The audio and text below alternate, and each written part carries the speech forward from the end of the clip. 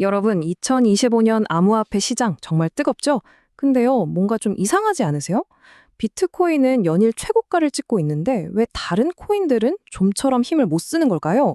오늘 이 분열된 시장의 두 가지 이야기를 속 시원하게 파헤쳐 보겠습니다. 요즘 시장 분위기를 보면요. 전문가들이 이런 말을 합니다. 이건 마치 90년대 후반의 인터넷 붐 같다. 당시 엄청난 혁신의 파도가 밀려왔던 것처럼 말이죠. 이게 정말 과장처럼 들리지가 않아요. 실제로 암호화폐 시장 전체 가치가 3조 5천억 달러를 넘어섰습니다. 정말 어마어마한 숫자죠. 근데요, 이 거대한 숫자 뒤에 우리가 진짜 주목해야 할 균열이 숨어 있습니다.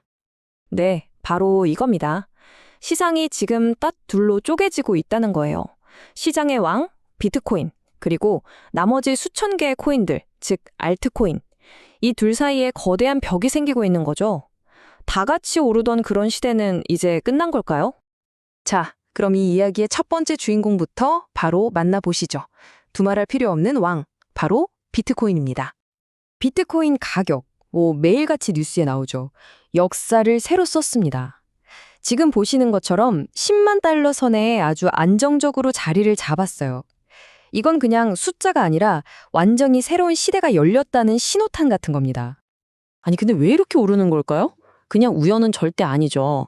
월스트리트의 그 큰 손들 있잖아요. 그 돈이 ETF를 통해서 지금 막 쏟아져 들어오고 있고요.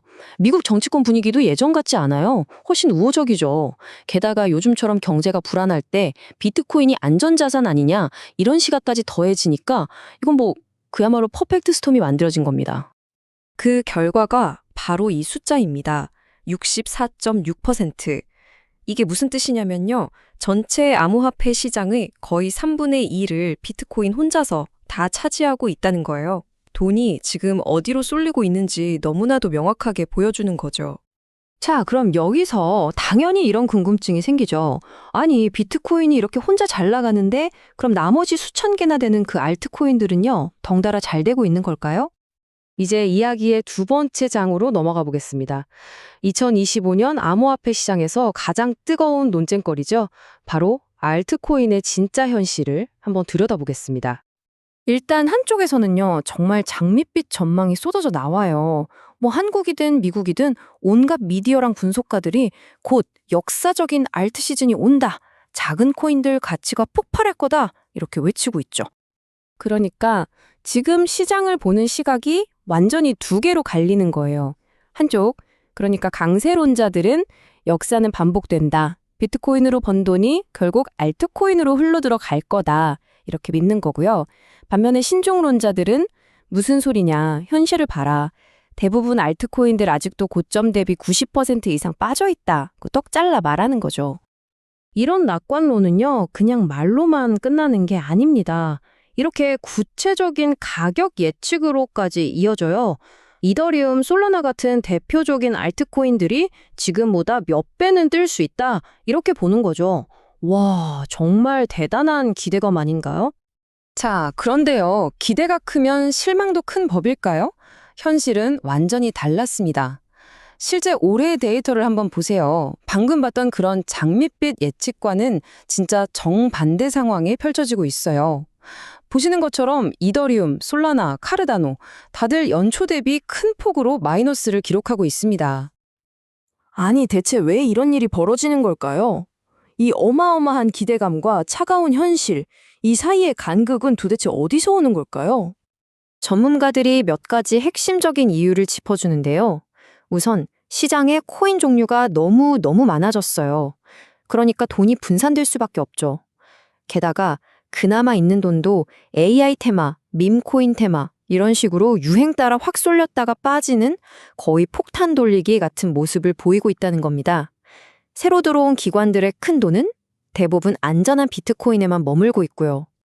이게 바로 핵심 포인트입니다.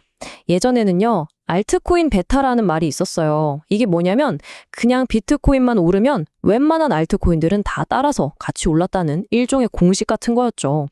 근데 어쩌면 그 공식이 이제는 깨져버린 걸지도 모릅니다. 상황이 이렇게 되다 보니까요. 시장이 꼭 의자 뺏기 게임처럼 변하고 있다는 분석이 나와요. 정말 딱 맞는 비유죠. 신나는 음악이 딱 멈췄을 때, 그러니까 시장의 열기가 식었을 때, 과연 모두가 앉을 의자가 남아 있을까요? 아마 아닐 겁니다.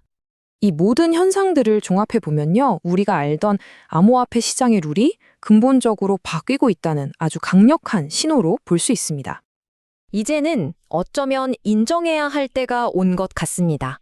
밀물이 모든 배를 띄운다는 옛말, 즉 비트코인이라는 거대한 파도 하나만으로 모든 알트코인이 함께 떠오르던 시대는 아마도 끝났습니다. 대신에 시장은 훨씬 더 성숙해지고 더 똑똑해지고 있어요. 첫째, 이제 알트코인들은 그냥 달러 대비 얼마 올랐냐가 아니라 비트코인보다 더 잘했냐를 증명해야 하는 시대가 왔고요.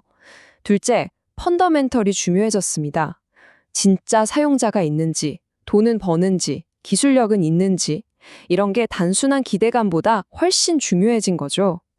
마지막으로 이걸 대대적인 필터링이라고 볼 수 있어요. 마치 닷컴 버블 때처럼 진짜 가치가 없는 프로젝트들은 자연스럽게 걸러지는 과정이 시작된 겁니다. 자, 이렇게 시장이 성숙해지고 있다면 우리가 던져야 할 진짜 질문은 이게 아닐까요? 대체 알트 시즌은 언제 오는 거야?가 아니라 과연 어떤 알트코인이 이 험난한 시장에서 끝까지 살아남을 것인가? 여러분은 어떻게 생각하시나요?